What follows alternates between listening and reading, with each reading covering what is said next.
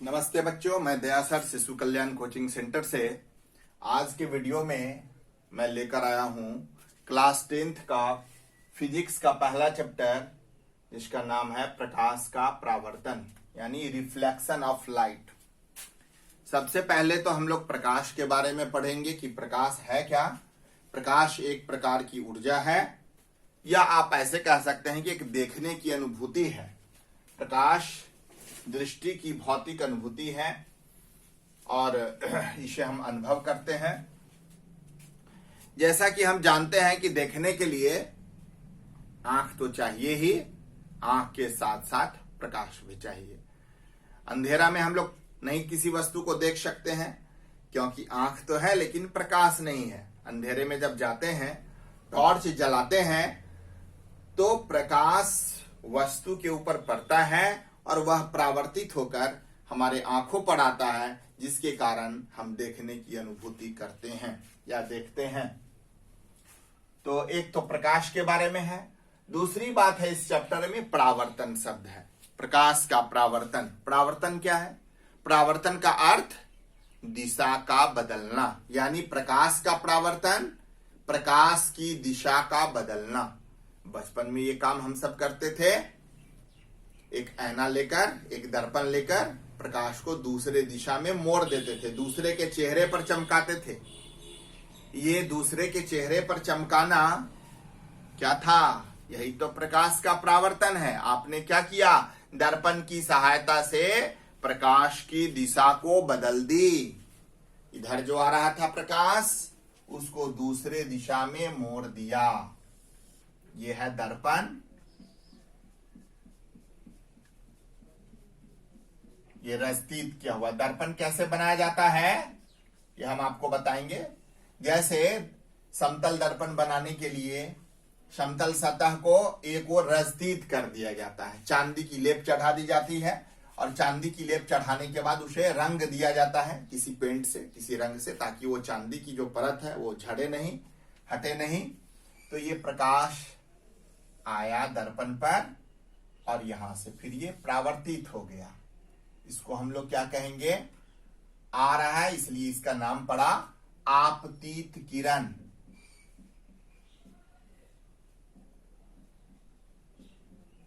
और ये परावर्तित हो रहा है, इसलिए इसका नाम पड़ा परावर्तित किरण।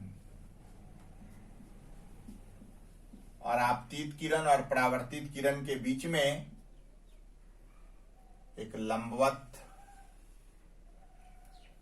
इसे हम लोग इस लंब को अभिलंब के नाम से जानते हैं।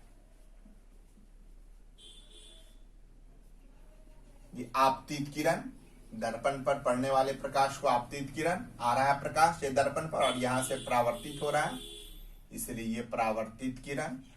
और इन दोनों किरणों के बीच मिलने वाली बिंदु जो लंबवत है, उसे हम लोग अभिलंब कहते हैं। और इसी तरह से अभिलंब और आपतित किरण मिलकर जो कोण बनाता है, उसे हम लोग कहते हैं आपतन कोण। यह आपतन कोण है। और परावर्तित किरण अभिलंब से मिलकर जो कोण बनाता है, उसे कहते हैं परावर्तन कोण। आपतन कोण और परावर्तन कोण, तो ये दो कोण हो गए।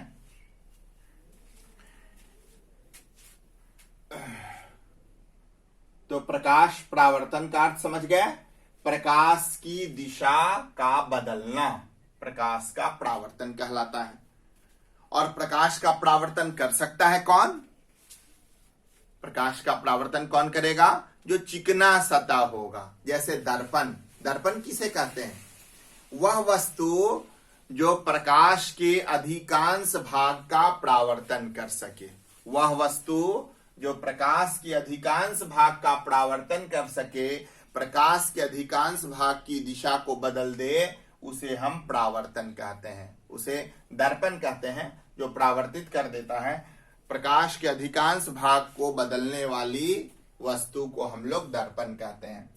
तो ऐसे तो बहुत सारी वस्तुएं हैं जो परावर्तित करती है। स्टील की एक थाली है, एक चिकनी थाली है, उस पर भी प्रकाश परावर्तित हो जाएगा, लेकिन उसे दर्पण नहीं कह सकते, क्योंकि दर्पण अधिकांश भाग का परावर्तन करता है, सबसे ज्यादा प्रकाश के सबसे ज्यादा भाग का परावर्तन करता है, इसलिए उसे हम दर्पण के नाम से जानते हैं।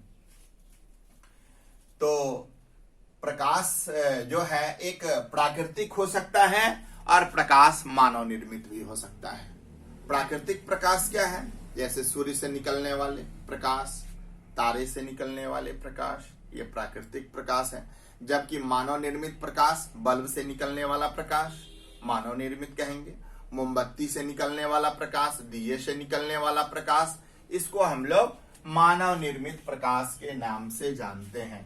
और कुछ ऐसी वस्तुएं होती है जो प्रदीप्त होती है, जो स्वयं प्रकाश उत्सर्जित करती है, जैसे बल्ब है, मोमबत्ती है, सूर्य है, तारे हैं, ये प्रकाश उत्सर्जित करते हैं, इसीलिए इसे प्रदीप्त वस्तु कहते हैं। और जो वस्तुएं प्रकाश उत्सर्जित नहीं करती है उसे हम लोग अदीप्त वस्तुएं कहते हैं। जैसे आप टेबल ले लें, टेबल तो प्रकाश नहीं देता ना, किताब तो प्रकाश नहीं देता है, तो इसे हम लोग अदीप्त वस्तुएं कहते हैं। प्रदीप्त और अदीप्त वस्तुएं, वे वस्तुएं जो प्रकाश उत्सर्जित करता है उसे प्रदीप्त वस्तुएं कहते हैं, और वे वस्तुएं जो प्रकाश उत्सर्जित नहीं करता है उसे अदीप्त वस्तुएं कहते हैं। अंग्रेजी में इसे कहते हैं लुमिनस एंड नॉन लुमिनस। एक लुमिनस है और दूसरा नॉन लुमिनस है। एक को अपना प्रकाश है, दूसरे को अपना प्रकाश नहीं है। और ये जो किरणें हैं ये तीन तरह के होती हैं। एक अपसारी किरण पुंज, एक समांतर किरण पुंज और एक अभिसारी किरण पुंज। तो अपसारी में प्रकाश की किरणें एक दूसरे से हटती हुई चली जाती है, एक दूसरे से हटती हुई, इसे हम कहेंगे अपसारी किरण पुंज। अपसारी किरण पुंज इसे नाम देंगे।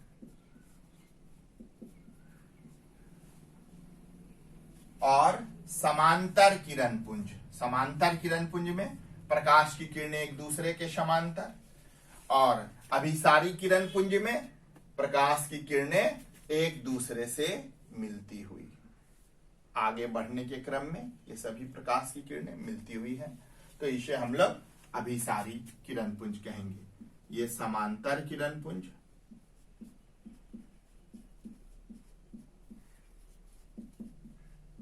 और ये अभिसारी, अभिसारी यानी आगे बढ़ने पर मिलने वाला।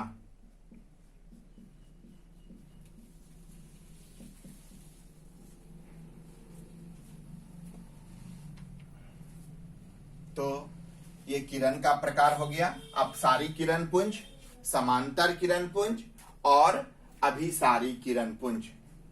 अब वस्तुएं भी तीन प्रकार की, पारदर्शी, पारभासी और अपारदर्शी।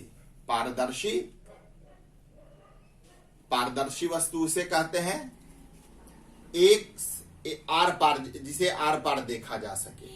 वैसी वस्तुएं जिसके आर पार देखा जा सके, जैसे शीशा है, शीशा के आर पार देखा जा सकता है, यह पारदर्शी कहलाता है। अपारदर्शी, जिसके आर पार नहीं देखा जा सकता, जैसे किताब है, किताब के आर पार नहीं देखा जा सकता।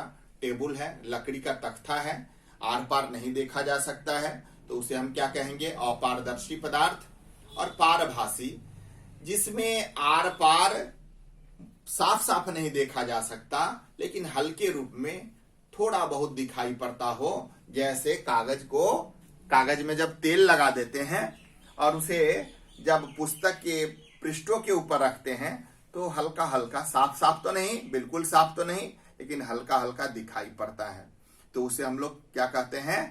पारभासी। तो अपारदर्शी, जिसके आर पार बिल्कुल नहीं दिखाई पड़े, पारदर्शी, जिसके आर पार बिल्कुल साफ साफ दिखाई पड़े, और पारभासी, जिसमें ना बिल्कुल साफ साफ दिखाई पड़े और ना बिल्कुल नहीं दिखाई पड़े, बिल्कुल बल्कि थोड़ा थोड़ा दिखाई पड़े, हल्का मामूली सा दिखाई पड़े, उसे हम लोग पारभासी पदार्थ के नाम से जानते हैं। अब है हम लोग पढ़ेंगे दर्पण के बारे में। समतल दर्पण। समतल दर्पण जैसा कि नाम से ही स्पष्ट है, जिसकी चिकनी सतह समतल हो। जिसकी चिकनी सतह, वह दर्पण जिसकी चिकनी सतह समतल हो उसे हम समतल दर्पण के नाम से जानते हैं। इसकी चिकनी सतह बिल्कुल समतल है तो ये समतल दर्पण के नाम से जानते हैं।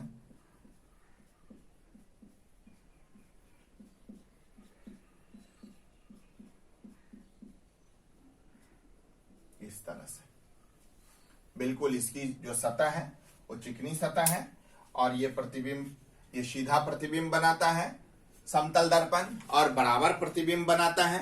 समतल दर्पण आप सभी देखे होंगे रोज सुबह, जिसमें अपने बाल को ठीक करते हैं, बाल को संवारते हैं, तो वो जो दर्पण है वो समतल दर्पण है। इसमें वस्तु का सीधा प्रतिबिंब बनता है। अब हम लोग दर्पण का दूसरा प्रकार देखेंगे, गोलीय दर्पण। गोलीय दर्पण क्या है? कांच के गोले का बनाया जाता है। कांच का एक गोला है, इसे काट कर हम बनाते हैं। यहां ऐसे काटे और इसको यहां हमने रखा, इसको यहां हमने काटा, इसे यहां रखा। अब क्या किए? इस तरफ से इसको रंग दिए, अंदर की ओर रंग दिया तो इसका भाग उभड़ा हुआ आएगा इस तरह से। ये इधर से हमने रंग दिया, ये उभड़ा हुआ उठा हुआ भाग आएगा।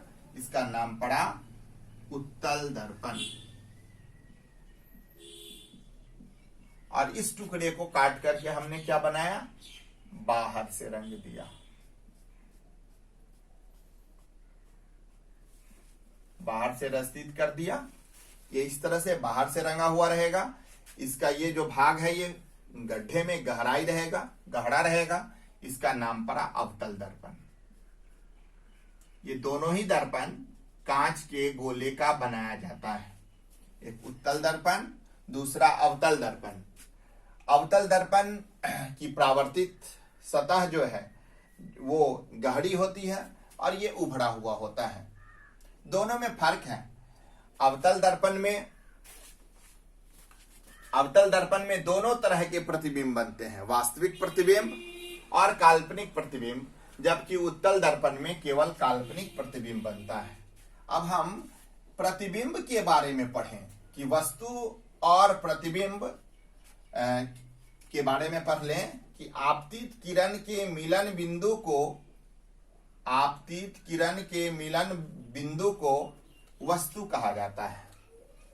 आपतित किरण का जो मिलन बिंदु है वो वस्तु कहलाता है और परावर्तित किरण का जो मिलन बिंदु है वो प्रतिबिंब कहलाता है। तो आपतित किरण का मिलन बिंदु वस्तु और परावर्तित किरण का मिलन बिंदु प्रतिबिंब कहलाता है। जैसे एक अवतल दर्पण यहां ले लेते हैं।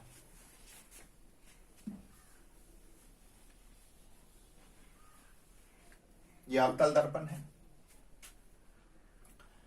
अवतल दर्पण के बारे में थोड़ा ज्यादा और पढ़ लें। दर्पण का जो मध्य बिंदु है इसे हम पी से जानते हैं, पोल यानी ध्रुव के नाम से जानते हैं। ये ध्रुव है। और ये जो रेखाएं हैं, सीधी रेखा, आप इसका, यदि ये कांच का एक गोला है, गोले से बना है, तो इसका एक केंद्र होगा। उसके केंद्र को वक्रता केंद्र कहते हैं। ये कांच के गोले का जो केंद्र होगा, चूंकि ये कांच के गोले का बनाया जाता है अवतल दर्पण, तो कांच के गोले का जो केंद्र होगा उसे हम वक्रता केंद्र कहते हैं। और ये समांतर प्रकाश की किरण आ रही है दर्पण पर और ये परावर्तित होती है और ध्रुव और वक्रता केंद्र के बीच में एक बिंदु है फोकस। इसी फोकस से ये वस्तु गुजरती है। अब मान लीजिए कि यहां पर मुख्य अक्ष के पास यहां पर एक वस्तु रखा हुआ है। ए बी एक वस्तु है। ए बी एक वस्तु है। तो आपतित किरण का मिलन बिंदु है, यहां पर एक वस्तु है। ये प्रकाश आ रहा है इस तरह से और ये परावर्तित होकर के फोकस से होकर गुजरेगा।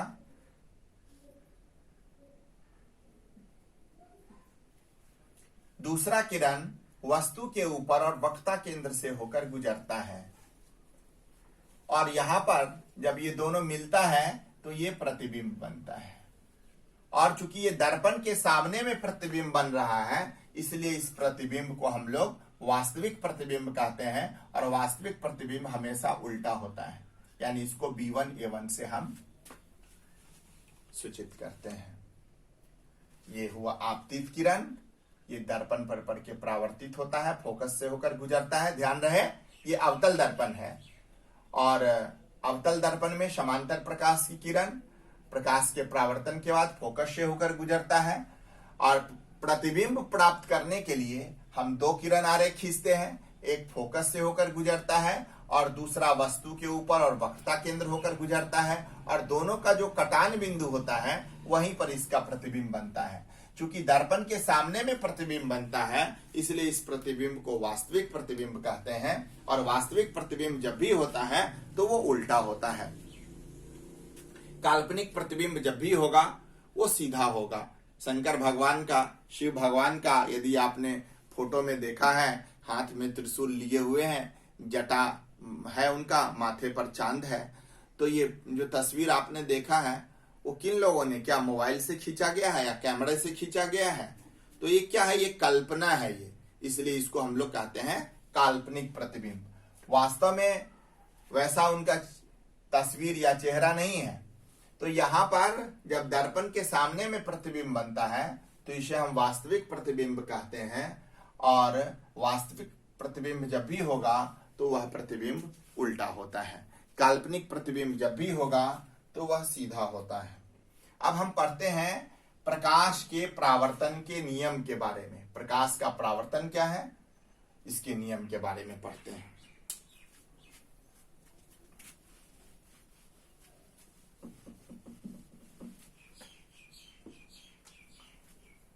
तो प्रकाश परावर्तन के नियम, प्रकाश परावर्तन का नियम,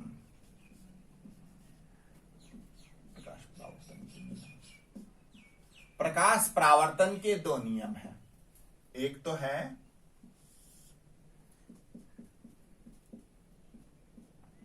पहला नियम में है कि आपतित किरण, परावर्तित किरण और अभिलंब तीनों एक ही समतल पृष्ठ पर होते हैं।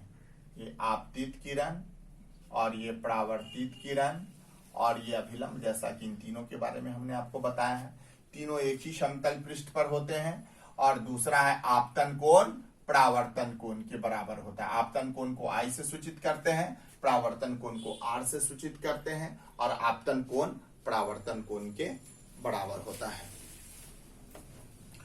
तो आज के वीडियो में इतना ही। अगले दिन हम गोलीय दर्पण के बारे में विस्तार से बताएंगे। Good bye.